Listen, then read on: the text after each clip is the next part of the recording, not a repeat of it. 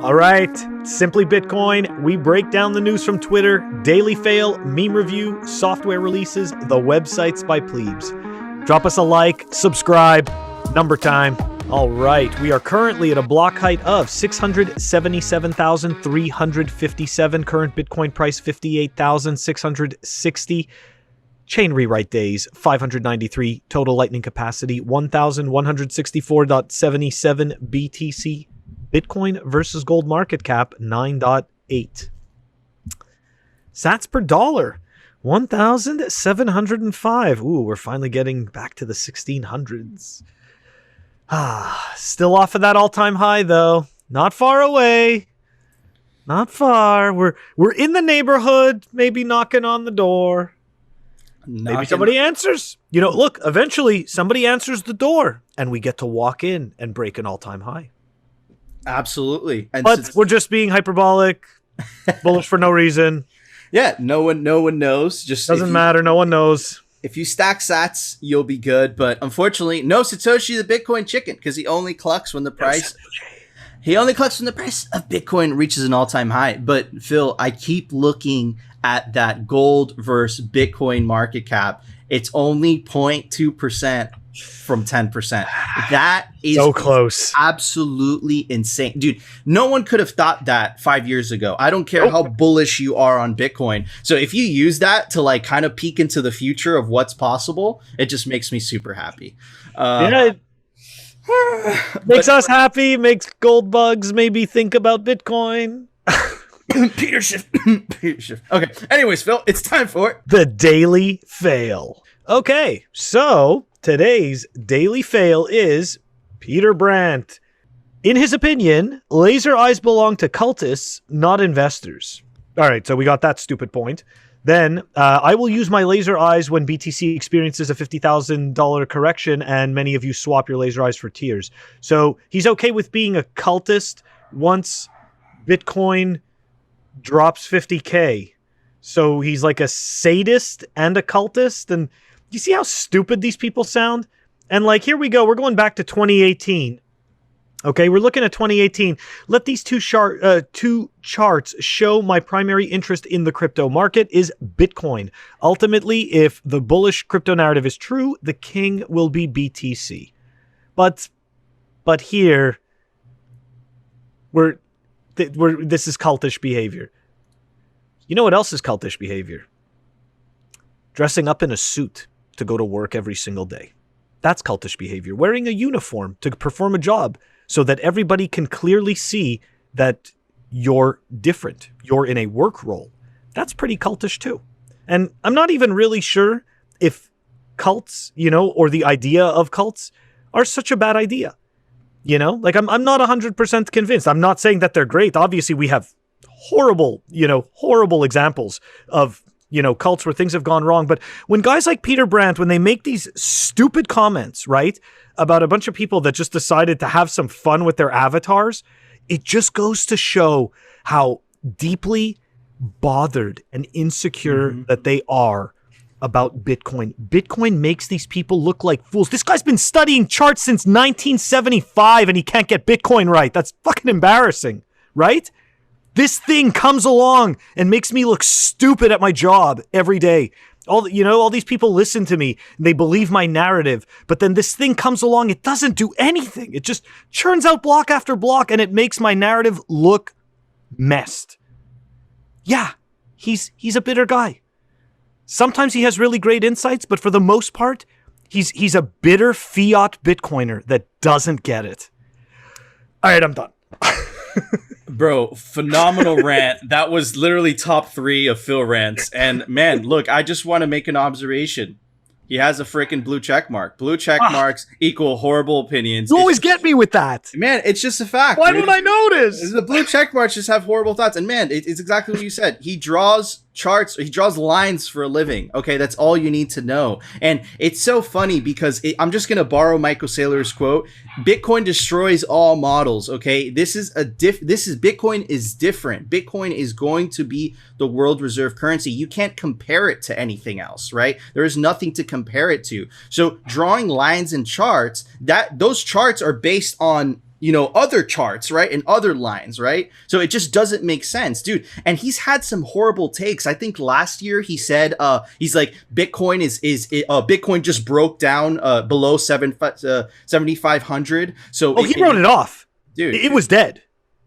Dude, like, if you would be listening to this guy, you'd be losing the opportunity of a lifetime, So it's like, it's dangerous, dude. It's dangerous. And look, he gets thousands of likes on his tweets. Yeah, people, appreciate his insights, man. But anyways, what's the guy's last name again? Brent. Okay, well, Brent, you're gonna have fun staying poor. Anyways, Phil, it's time for the daily meme review. All right, everybody. The meme for today is brought to us by a fellow plebe, Sean Stacken. Definitely go follow him on Twitter. He has some awesome memes, awesome content in general. But let's check it out. Shitcoins, 2017 noob, maximalism, amazing. Dude, that meme has a special place in my heart because I got in 2016. I've held plenty of shitcoins in 2017, so I know what that feels. But of course, Phil, we both went through the same thing, right? We paid our dues, right? We paid our cost of tuition. We graduated and we found out that all the shit coins were really shit. And we realized that there really is only one cryptocurrency to hold, and that is Bitcoin, right? Because it is the most secure, right? So anyways, I love the meme. And for that, I'm going to give it a teardrop, a moisturizer tear. Yeah. What about you? I like that. You can't reuse those though, right? It's a one-time use? It's a one-time use teardrop. Yep. Bam. Okay.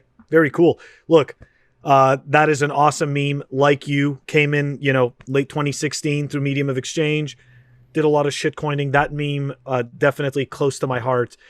Look, to understand the extent, I'm not afraid to say it. I wouldn't have to work for a living today if I didn't shitcoin. Let me rephrase that. I would get to, I would actually be doing entirely 100% what I want to do every single day if I didn't shitcoin. That, so yeah, it affected a lot of us differently, and I just didn't back down after it all. I was like, nope, I do not walk away from this in failure, right? Turn the wall into stairs and you climb it. Anyways, a totally awesome meme. I love it. I am going to give it grapes. Grapes. Awesome scores, moisturizer tears, grapes for an awesome meme. Anyways, Phil, it's time for the Daily News, sponsored by Crypto Cloaks. All right, everybody. Well, look, man, I saw this on Twitter and we were talking about the passports, right? The vaccine passports earlier in the week. We were criticizing them, and we were talking about how the government can use that to identify the people that comply versus the people that don't comply. Look, it got even more dystopian. Check out this ad. If you want to get back to your favorite places and feel confident they have put your health and safety first, look for the Well Health Safety Seal. Look for the Well Health Safety Seal. Look for the Well Health Safety Seal. I'm Dr. Richard Carmona, the 17th Surgeon General of the United States of America. Everything. It just keeps playing. Right? Credentializing. We credentialize. Exactly. That way we show you that we're smarter than you. And remember, look what she said at the beginning, right? if you want to get back to your favorite If you want to get back to your favorite thing, you now need a special credential, right? You better do what you're told. Guys, do what you're told. That is absolutely terrifying. And if you don't see how that could just completely slide out of control, you're completely blind. Just look at history, okay? It's very dangerous. This is why Bitcoin exists. Exactly. It's literally why Bitcoin exists. To opt out of that BS. That is fiat for you. That is fiat. That's what fiat causes, right? Man, so scary. Anyways, disgusting. Yeah, disgusting. It's disgusting. But we had to cover it because of course. It is alarming, and Bitcoin represents freedom. And man, it's just scary. It's good to be aware of these things. But anyways, on a more positive note, Phil, I think we won. I think we won because are we winning? Apparently, Morgan Stanley had this SEC filing, and check this out. Bitcoin exposure. Bitcoin exposure. Certain funds may have exposure to Bitcoin indirectly through cash settled futures or indirectly through investments in Grayscale Bitcoin Trust, right? So Morgan Stanley just filed that it might be buying Bitcoin in the future. That is pretty freaking crazy. And not too long ago, they were like, it's a highly... So it's like, don't pay attention to what they say, pay attention to what they do. And if you have one of the biggest banks in America positioning itself to potentially have some exposure to Bitcoin, man, you could be very sure that a lot of the other ones are going to follow very quickly. Phil, what are your thoughts? You know what? We're talking about all these big companies. I really hope that there are some people who work for the smaller credit unions out there that are starting to pay attention to Bitcoin and that are starting to bring that conversation to the board, because credit unions, it's all volunteers, okay? And you know what? I'd really like to see these kind of smaller institutions front run these bigger ones. You know, I'm sorry, screw these people. You know, at the end of the day, you know, we've all had a more difficult time, all because of their carelessness. Okay, let's not forget the mortgage crisis, right? They gave a whole bunch of people hope in having a home that they could not afford with salaries. And these people, you know, it's like, sure, you can go and blame the individual because that's what society always does. But at the end of the day, it is a system that enabled poor behavior through horrible incentives that caused a lot of problems. And a lot of these asshats, just like Morgan Stanley, are responsible for it. In this particular case, it's more Goldman Sachs that's responsible for that. But anyways, I digress. Fuck them. Yeah, F them. But them. I'm glad that they're buying Bitcoin. Dude. Screw them. Thank you for your business. Exactly. And man, moving on to the next piece of news, also very bullish. Indians want Bitcoin despite the government stance. To quote the article, just recently, India's parliament was rumored to be about to pass a bill banning crypto outright, only for that body to postpone the measure and go on a 3-month holiday. And of course, India has already played around with trying to ban Bitcoin in the past. And look, this just represents a very small example of what's happening in the bigger picture all around the world, right? Nigeria, you see the same thing, right? We played a clip for you guys of a Nigerian senator saying, listen, Bitcoin is literally making our currency useless. So man, look, I just have a very simple, thought experiment. If a government bans Bitcoin, is it a government for the people, or is it a government for themselves, or is it a government for the central bankers, right? So because Bitcoin isn't hurting anybody, if only it's liberating people, right? So it's just funny, right? Because you see the same thing. You see the same thing in Venezuela. You see the same thing as Turkey. As soon as a country bans Bitcoin, Bitcoin gets a premium on the local peer-to-peer Bitcoin markets. So it's just funny, dude. And you can't stop it, right? Because why would the volume increase after the ban, right? It's just hilarious. Phil, what are your thoughts? Look, these countries, they are going to try to do this every single time, okay? This is... And you could see it is an automatic reaction, just like you said in Nigeria. What is that? 32% of total Bitcoin transactions are taking place from Nigerians. There you go. That's the thing about Bitcoin, right? Double-edged sword. It's transparent, so people can attack it easier, but it's transparent. So you can actually sit there and show your numbers, and everyone can shut the hell up with their BS narratives, right? So India, good for them. I'm glad. I'm glad that they're deciding to do this, because again, that is another country, not that I know so much about India, but from what I've read, I've read that there's a lot of poverty in India. Okay. I work with quite a few Indians, Indian engineers. And, they've told me stories, right? That you can have one side of the road that everything is beautiful, and on the other side of the road, it's like mud huts. Okay. So I'm sorry, that it shouldn't be like that, right? We sit here and we talk about, how everything is, that everything is getting better and whatnot. Well, guess what? You know what? We've got a lot of work to do, and that's part of it. So Indians, good for you that you're deciding to start storing your value with Bitcoin. And, I hope to see more of you on board. Absolutely. I hope so too. It's much more hopeful here on the orange side. But anyways, Phil, to end the news segment, kind of a follow-up, buddy. So on Monday, we were talking about this hedge fund imploding. Well, look, more news came out today, and it confirmed what we were talking about on Monday, right? Funds meltdown sets scramble off at banks. Goldman, Morgan Stanley moved large blocks of stocks linked to Archegos Fund. Goldman Sachs Group Inc. and Morgan Stanley were quick to move large blocks of assets before other large banks that traded with Archegos management. So, look, it sounds very innocent, right? But if you look at the details of the story, right? Goldman Sachs and Morgan Stanley were dumping these stocks a week before the public found out, right? So and rumor on the street, according to Squawk, is that Morgan Stanley and Goldman Sachs and all the institutions gave this hedge fund 20 times their money or 20 times their leverage, right? So the question is, did they know what they were doing? Because if they knew, they're completely reckless. If they didn't know, they're irresponsible. But either ways, the public gets screwed. And man, the hypocrisy there is absolutely insane. The SEC is claiming that Bitcoin is too risky, but you have these hedge funds doing all this irresponsible stuff, and it's completely okay. You saw this with GameStop too. It's like rules for you guys, but different rules for us.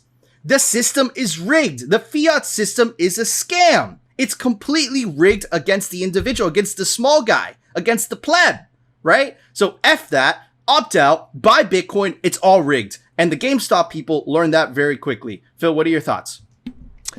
Yeah, I mean, look, it's, you know, how could I put this? I'm just trying to, formulate the words really. I'm going to start by saying it's disgusting, number one. Number two, I just want to go back to your point, okay? If they did know about this, isn't there some kind of law against this stuff? You'd think that they wouldn't be allowed to do this kind of stuff, right? But somehow they do they get away with it, and it's all good, and they just drop the news. This is, these companies, when it's going to come to Bitcoin, right? And they start to offer Bitcoin services, well, you know what? They're going to have to actually start offering real value to their customers, right? Because Bitcoiners, I just don't see Bitcoiners wanting to get ripped off the way that their customers are getting ripped off. And you know what?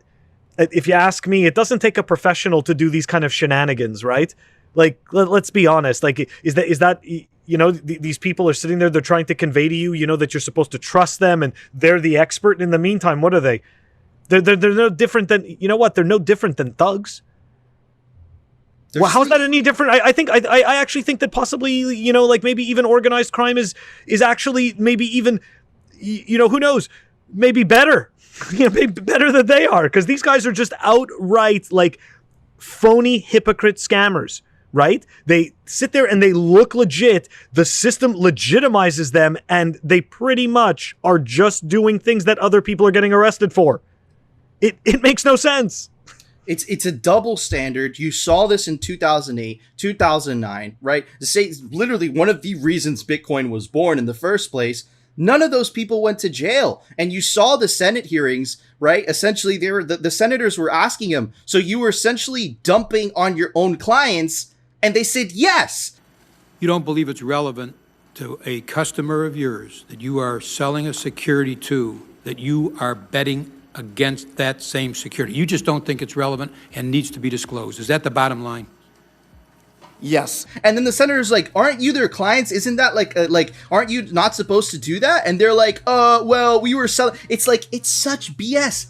And there's absolutely like no consequences whatsoever, right? And then you have to ask yourself, how did we get there? Well, if you commit a crime and there's no consequences whatsoever, man, it's just going to continue, right? It's such a scam. But anyway, that's why Bitcoin exists. You can opt out of all that BS. Exactly. But anyways, Phil, there was a software release today. It was a pretty big one. Why don't you tell everybody about it? Software releases. Okay, so it looks like, yeah, it is a huge release. We've got Wasabi Wallet version 1.1.12.7 that was released, and the details to that are down below in the show notes. Awesome. Thank you, Phil. All right, guys, that was our show. We're back to our regular format. It feels awesome. I'm glad to be back to this versus talking about shitcoins. It was tough being a shitcoiner. It was tough being a shitcoiner. But that was yeah, tough. man. Yeah, man. But anyways, guys, if you enjoyed the show, you know what to do. Smash that like button. And of course, if you love the show and you want to hear the news from the Bitcoin perspective, the Bitcoin pleb perspective, definitely hit that subscribe button. And of course, we will see you tomorrow for another episode of Simply Bitcoin.